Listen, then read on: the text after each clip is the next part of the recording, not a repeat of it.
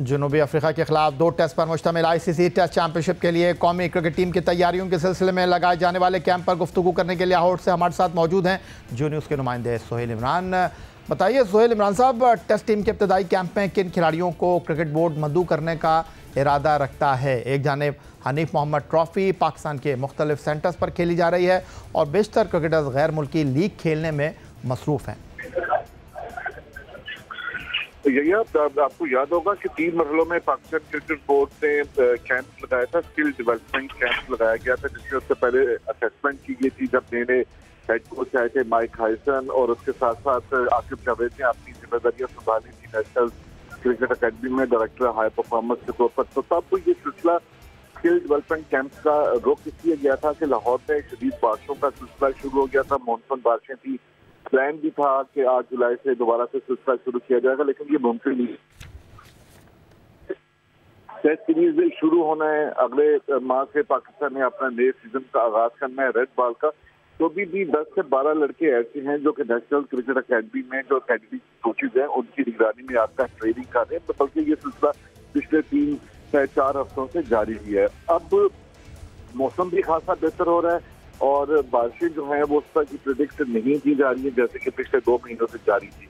इसलिए जो मैनेजमेंट है नेशनल क्रिकेट अकेडमी की तरफ हाई परफॉर्मेंस आसिफ जावेद, उन्होंने ये प्लान तब्दील दिया है कि अब जो प्री सीजन कैंप है उसमें उन लड़कों को बुलाया जाए जो इस वक्त दस्तयाब है, क्योंकि आप खेल में है कि पाकिस्तान टीम जो है व्हाइट बॉल की वो इस वक्त UAE में है। उसमें भी कुछ ऐसे खिलाड़ी शामिल हैं जो कि टेस्ट स्क्वाड का भी हिस्सा होते हैं। इसके साथ साथ साउथ शकीन है और कामरान गुलाम है और दीगर खिलाड़ी हैं, वो हनीफ मोहम्मद ट्रॉफी भी खेल रहे हैं। इसके जो दस्तयाब खिलाड़ी हैं और जो पोटेंशियली जिनको टीम में मुमकिन तौर पर शामिल किया जा सकता है उनको बुलाया जाएगा इस कैंप के लिए और अगले 2 से 3 रोज के अंदर इसका ऐलान कर दिया जाएगा। इतवार को हमें बताया गया है कि इसकी रिपोर्ट होगी और फिर उसके बाद कैंप जो है वो उसका आगाज हो सकेगा। इसमें साजिद खान भी आपको दिखाई देंगे, साथ साथ बाबर आजम मोहम्मद रिजवान है, उसके बाद वसीम शाह हैं, अब्दुल्ला शफीकी, ऐसे क्रिकेटर्स हैं जो इस कैंप में शामिल हो सकते हैं जो कि इस वक्त व्हाइट बॉल का भी हिस्सा नहीं है और हनीफ मोहम्मद ट्रॉफी भी नहीं खेल रहे। तो उन्हीं खिलाड़ियों को बुलाया जाएगा और इसमें यंगस्टर्स भी होंगे जो कि हनीफ मोहम्मद ट्रॉफी नहीं खेल रहे लेकिन मुस्तकबिल करीब में उनको उम्मीदवार समझा जा रहा है रेड बॉल क्रिकेट का, उनको भी बुलाया जाएगा। और अजहर महमूद के साथ जो अकेडमी के कोचेज हैं उनकी निगरानी में ये तकरीबन 3 हफ्ते का जो कैंप बनता है उसमें ट्रेनिंग करेंगे। जी बहुत शुक्रिया। सोहेल इमरान हमारे साथ मौजूद थे लाहौर से और पाकिस्तान टेस्ट हवाले से गुफ्तगू कर रहे थे।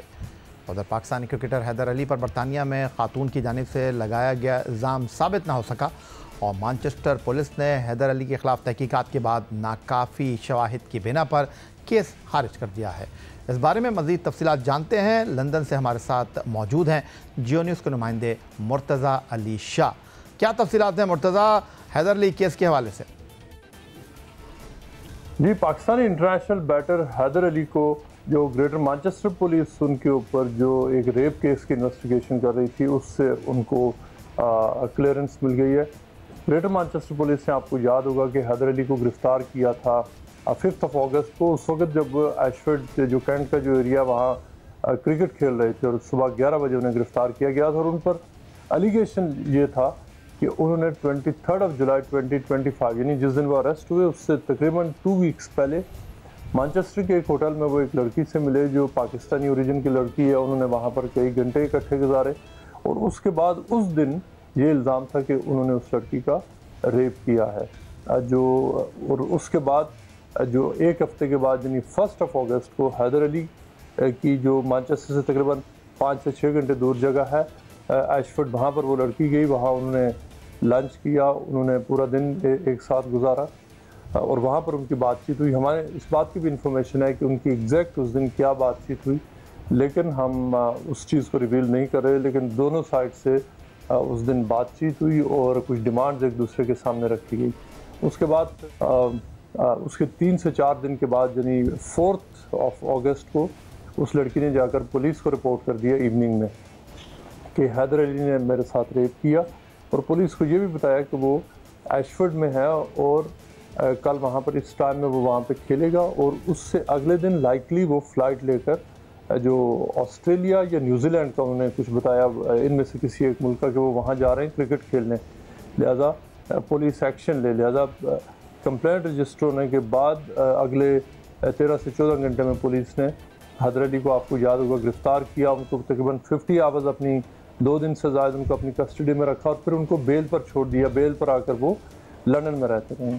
सो ये पूरा बैकग्राउंड जो हैदर अली के ऊपर था। अब इस पूरे अरसे में तकरीबन 1.5 महीना है जो इन्वेस्टिगेशन जारी रही। हैदर अली को पुलिस बेल पर थे। एक दफ़ा पुलिस ने उनको एक डेट दी थी कि 2 वीक्स के बाद वो आएँ और आकर जो वहाँ पर अपनी हाज़िरी लगाएं, लेकिन फिर उनको ईमेल के ज़रिए बता दिया गया था कि उन्हें आने की ज़रूरत नहीं, उनकी बेल एक्सटेंड की जाती है, जो कि नॉर्मल प्रोसीजर है।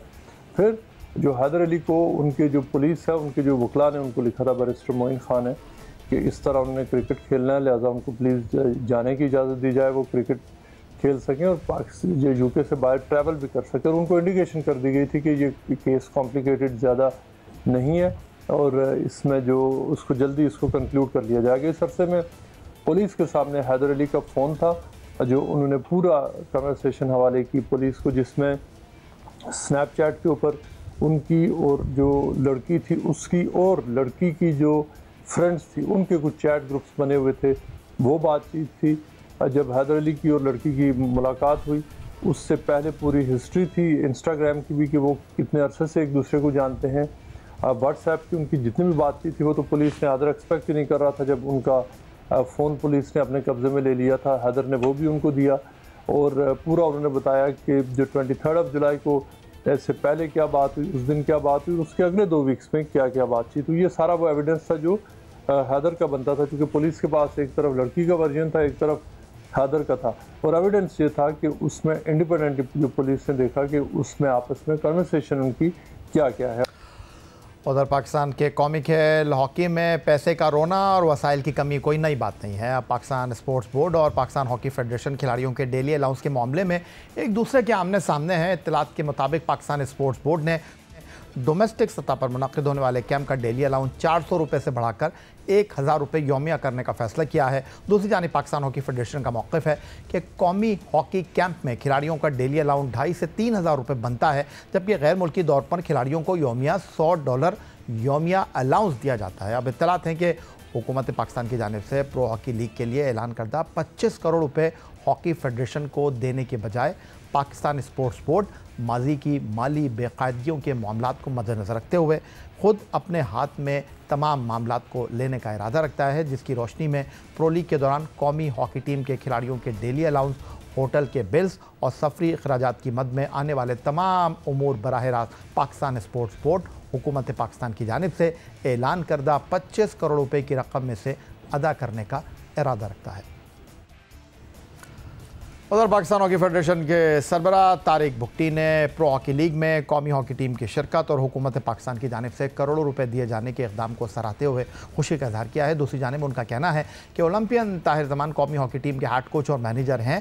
अलबत्ता अगर पाकिस्तान स्पोर्ट्स बोर्ड ने ताउन किया तो कोशिश करेंगे कौमी हॉकी टीम के लिए गैर मुल्की गोल कीपिंग कोच की खिदमात हासिल की जाएँ। उनका कहना है कि गोल कीपिंग के शोबे में पाकिस्तान हॉकी टीम को सख्त मेहनत की ज़रूरत है। बिल्कुल होने चाहिए। देखें, मैं जो ज़ाती तौर पे समझता हूँ कि कोच हमारे पास बहुत अच्छा है, हेड कोच ताहिर जमान, कोई उसमें कमी नहीं है। हाँ, एक कोच मुझे ज़रूरत है, अगर गवर्नमेंट इसमें मुझे फेवर करे या साथ दे, उसमें मुझे कोच जो गोलकीपर कोच है, क्योंकि वो सेक्टर हमारा बहुत वीक है, उस पर हमें बहुत काम करने की ज़रूरत है ताकि हम अपनी रैंकिंग भी इम्प्रूव करें और हमें बहुत अच्छा मौका मिला है। अगर हम 2 को भी पकड़ लेते हैं हमारी रैंकिंग 7-8 में आ जाएगी इंशाल्लाह।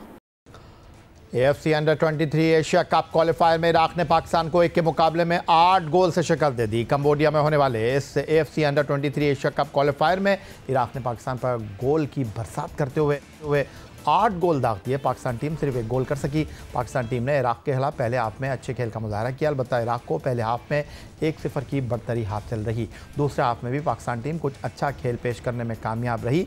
लेकिन उसके मुकाबले में इराक ने टीम पाकिस्तान पर ताबड़तोड़ हमले किए। 61वें मिनट में मिकाइल अब्दुल्ला ने पेनल्टी पर गोल बनाकर स्कोर को 2-1 कर दिया, लेकिन आखिरी आधे घंटे के खेल में इराक की टीम छाई रही, एक एक करके गोल बनाती रही। इराकी टीम ने दूसरे हाफ में 7 गोल स्कोर किए। यूँ इराक ने पाकिस्तान के खिलाफ मैच 1 के मुकाबले में 8 गोल से जीत लिया। पाकिस्तान का वाहिद गोल मिकाइल अब्दुल्ला ने स्कोर किया। इवेंट में पाकिस्तान अपना दूसरा मैच 6 सितंबर को मेज़बान कंबोडिया के खिलाफ खेलेगा।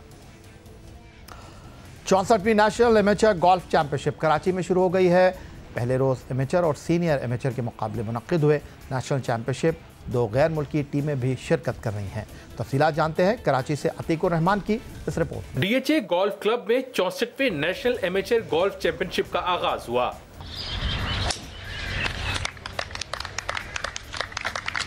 बांग्लादेश और श्रीलंकन गोल्फर्स भी एक्शन में नजर आए। पहले रोज अलसुब एमेचर कैटेगरी के मुकाबले हुए, जबकि दूसरे सेशन में सीनियर एमेचर गोल्फर्स के मुकाबलों का आगाज हुआ। चैंपियनशिप में 155 गोल्फर्स शिरकत कर रहे हैं। एक रोज कबल डीएचए गोल्फ में ही चैंपियनशिप की इफ्तिताही तकरीब हुई। चैंपियनशिप में बांग्लादेश और श्रीलंका के अलावा पाकिस्तान के चारों सूबों के गोल्फर्स, पाकिस्तान आर्मी, नेवी, वापडा और पुलिस की टीमें भी शिरकत कर रही हैं। सिंध गोल्फ एसोसिएशन के सदर खुर्रम आदिल खान का कहना है कि गैर मुल्की गोल्फर्स की आमद खुश आइंद है। पाकिस्तान एमेचर के लिए द मोस्ट प्रीमियम टूर्नामेंट होता है। मैं पता नहीं कितने सालों से गोल्फ खेल रहा हूँ, ये गोल्फ टूर्नामेंट कभी नहीं मिस करूँगा। और अब जब इंटरनेशनल टीम्स भी आ गई हैं तो और भी अच्छी बात हो गई। और we have the best players from all over Pakistan playing this, so let's see what happens in the next 3-4 days. Bangladesh golf team के कप्तान शमीम इकबाल का कहना है कि उन्हें खुशी है कि वो पाकिस्तान की चैंपियनशिप में शिरकत कर रहे हैं। And after coming here, really it's a challenging hole, a windy fair course. The fairs are narrow, and really it's there will be a good game. Pakistan team के गोल्फर्स भी चैंपियनशिप में अपनी सलाहियतों के अज़म के लिए पुरज़्म हैं। बहुत वाइड ओपन गोल्फ कोर्स है, लेकिन यहाँ का जो मेन फैक्टर है वो विंड है, क्योंकि आपके ओशन के साथ आपका गोल्फ कोर्स डिज़ाइन हुआ है। तो जो प्लेयर्स को यहाँ पे मुश्किल आएगी वो अपनी बॉल को फेयरवे में रखने की आएगी। बांग्लादेश की भी टीम आई है, श्रीलंका की टीम आई है, और इंशाल्लाह we are looking forward to a very very good national event and hats off to BGF के they still manage to bring in 2 teams. और अल्हम्दुलिल्लाह इसके बाद अभी 1-1.5 महीने के बाद हम लोग इंशाल्लाह एशियन डेवलपमेंट टूर भी प्लान कर रहे हैं इसी गोल्फ कोर्स पे। 72 होल्स पर मुश्तमिल चैंपियनशिप 4 रोज तक जारी रहेगी। मिलते हैं एक ब्रेक के बाद।